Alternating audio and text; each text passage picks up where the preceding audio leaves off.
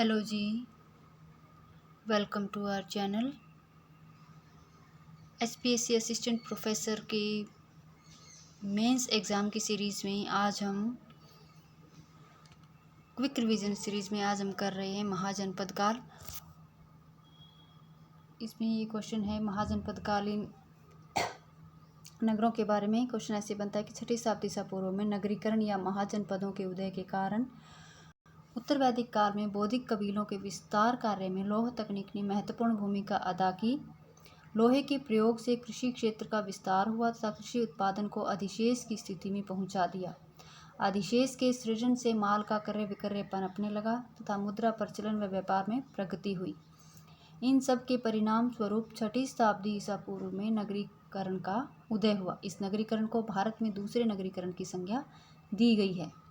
द्वितीय नगरीकरण के कारण कृषि में लोहे के उपकरणों का प्रयोग। उत्तर प्रदेश के अतरंजी खेड़ा तथा अन्य स्थानों के उत्खनन के आधार पर पता चलता है कि लगभग 1000 ईसा पूर्व में भारत में लोहे का प्रयोग आरंभ हो गया था।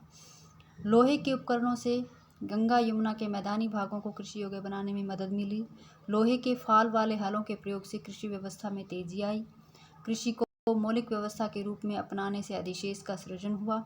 अतिरिक्त उत्पादन से नगरीकरण की व्यवस्था सुदृढ़ हुई। धान रोपाई की शुरुआत। धान रोपण कृषि के क्षेत्र में महत्वपूर्ण विकास था। यह कार्य लगभग 500 ईसा पूर्व में शुरू हुआ। चावल उत्तर प्रदेश व बिहार में प्रमुख खाद्यान्न था। मध्य गंगा के मैदानों की कछारी भूमि की उर्वरता तथा उपकरणों के प्रयोग ने किसानों के उत्पादन को बढ़ाया, जिस कारण नगरों का विकास हुआ। नेक्स्ट पॉइंट है धातुओं का दोहन।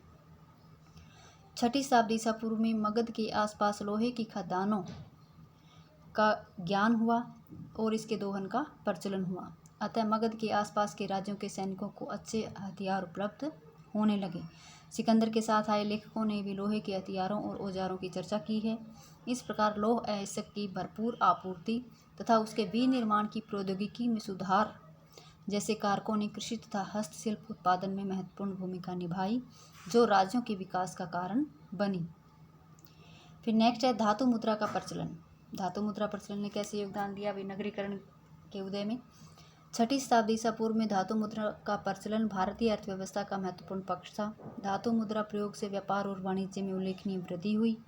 क्रय विक्रय का माध्यम सिक्के बन गए, जिन्हें काशापन कहा जाता था।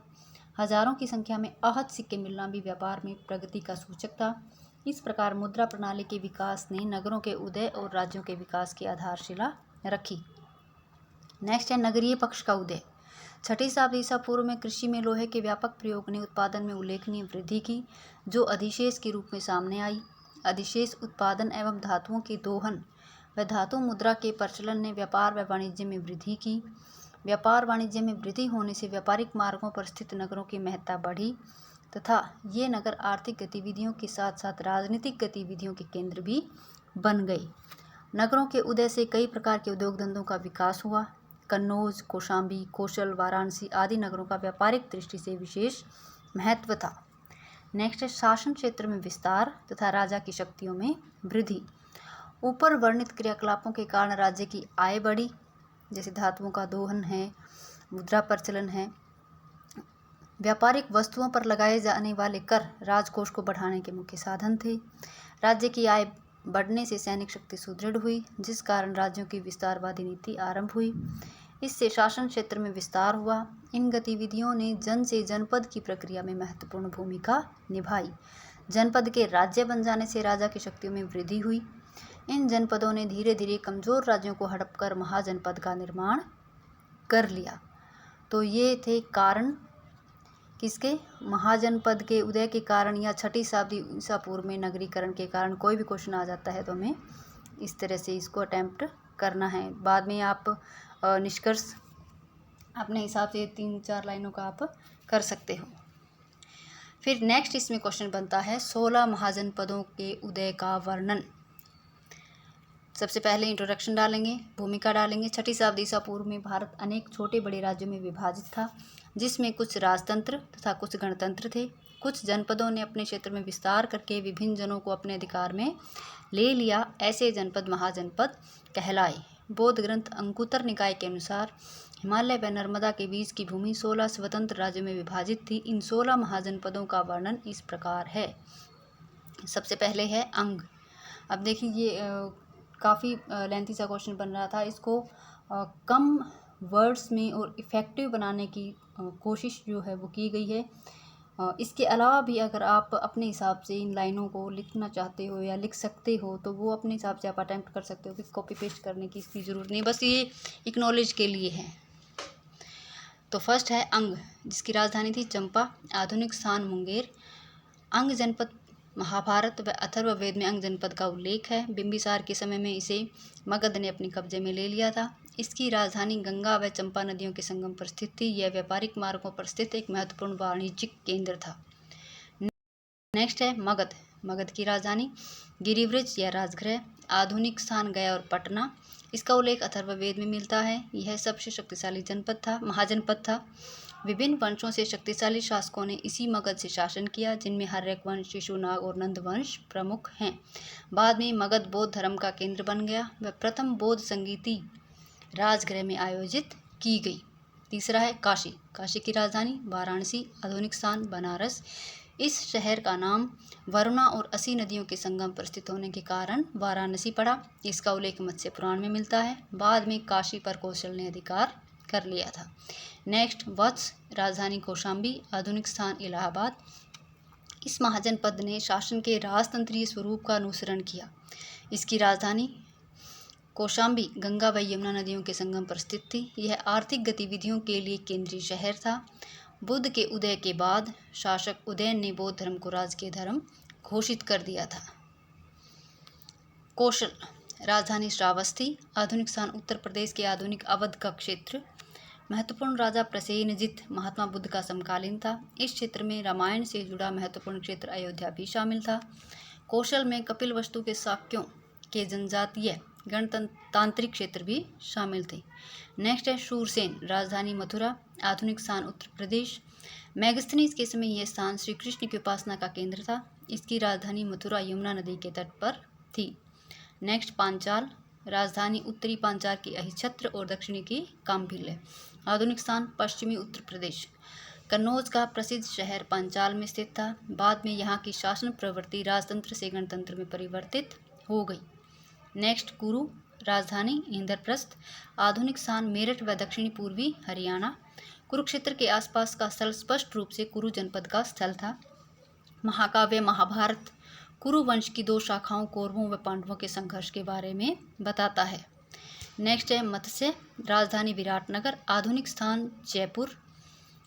संस्थापक राजा विराट। यह पांचालों के पश्चिम व कुरुओं के दक्षिण में स्थित था। यह राजस्थान के वर्तमान भरतपुर अलवर क्षेत्रों के आसपास स्थित था। नेक्स्ट है चेदी, राजधानी शुक्तिमती, आधुनिक स्थान बुंदेलखंड। शासक शिशुपाल। पांडव राजा युधिष्ठिर के यज्ञ के दौरान श्री कृष्ण द्वारा इसका वध कर दिया गया। ऋग्वेद में इसका उल्लेख मिलता है। नेक्स्ट है अवंती, राजधानी उत्तरी अवंती की उज्जैन और दक्षिणी की महिष्मती, आधुनिक स्थान मध्य प्रदेश। महत्वपूर्ण राजा प्रद्योत। बौद्ध धर्म के उदय के संबंध में अवंती का महत्वपूर्ण स्थान था। गांधार, राजधानी तक्षशिला, आधुनिक स्थान पाकिस्तान। महत्वपूर्ण राजा पुष्करसारिन। गांधार का उल्लेख अथर्ववेद में मिलता है। गांधार को 6ठी शताब्दी ईसा पूर्व के उत्तरार्ध में फारसियों ने जीत लिया था। फिर नेक्स्ट है कंबोज, राजधानी हाटक या राजपुरा, आधुनिक स्थान कश्मीर और अफगानिस्तान। कई साहित्यिक स्रोतों से उल्लेख मिलता है कि कंबोज एक गणतंत्र था। कंबोज के पास घोड़ों की उत्कृष्ट नस्ल थी। फिर है अशमक, राजधानी पोटन या पोटली, आधुनिक स्थान महाराष्ट्र गोदावरी के तट पर। इसमें प्रतिष्ठान या पैठन का क्षेत्र भी शामिल था। वज्जी, राजधानी वैशाली, आधुनिक स्थान गंगा के उत्तर में। 8 गणराज्यों का संघ, अजातशत्रु ने वज्जियों को पराजित किया था। मल्ल, राजधानी कुशीनगर व पावा, आधुनिक स्थान देवरिया उत्तर प्रदेश। मल्ल एक गणतंत्र था। इसका संदर्भ बौद्ध जैन ग्रंथों व महाभारत में मिलता है। इसकी दोनों राजधानियां बौद्ध धर्म के इतिहास में महत्वपूर्ण स्थान रखती हैं। बुद्ध ने पावा में अपना अंतिम भोजन किया व कुशीनगर महापरिनिर्वाण के लिए गए। अब आता है निष्कर्ष, जो कि मोस्ट इम्पॉर्टेंट है। अभी पूरा क्वेश्चन अगर आप कितना भी अच्छे से अटैम्प्ट क्यों ना कर लें, अगर निष्कर्ष नहीं लिखेंगे तो मार्क्स कटें ही कटेंगे, चाहे 3 या 4 लाइनों में जैसे भी करके आपको इसको करना है। उपरोक्त विवरण से स्पष्ट है कि 16 महाजनपदों में मगध जनपद शक्तिशाली जनपद था, जिसने भारतीय प्राचीन इतिहास में महत्वपूर्ण स्थान पाया व आगामी राजनीतिक व्यवस्था की रूपरेखा तैयार की। कांधार सबसे उत्तरी महाजनपद था व अश्मक दक्षिणी छोर पर स्थित महत्वपूर्ण महाजनपद था। मगध जनपद के सामरिक व राजनीतिक महत्व को इसी बात से स्पष्ट किया जा सकता है कि यह आने वाले मौर्य काल से लेकर गुप्त साम्राज्य तक की राजधानी रही थी। अब इसी में नेक्स्ट क्वेश्चन है, मगध के उदय के कारण 16, या फिर ऐसे आ सकता है क्वेश्चन, 16 महाजनपदों में मगध ही शक्तिशाली बनकर क्यों उभरा, या फिर मगध के उदय व विकास में आर्थिक व राजनीतिक कारणों की भूमिका का विवेचन करें, या कौन से ऐसे कारक थे जिन्होंने मगध का उदय सुनिश्चित किया था। तो इसमें भी ऐसे ही सबसे पहले भूमिका, मगध महाजनपद एक प्राचीन भारतीय साम्राज्य था जो भारत के पश्चिमी मध्य बिहार में स्थित है। इसने 6वीं व 7वीं शताब्दी ईसा पूर्व के दौरान बड़े राज्यों या साम्राज्यों की नींव के रूप में कार्य किया। मगध महाजनपद का प्रारंभिक इतिहास 3 राजवंशों द्वारा नियंत्रित किया गया, हर्यक वंश, शिशुनाग वंश, नंद वंश। मगध साम्राज्य के उत्थान के कारण आप इस तरह फ्लो चार्ट बना करके भी एक्सप्लेन कर सकते हो, थोड़ा सा इफेक्टिव लगता है, अच्छा लगता है।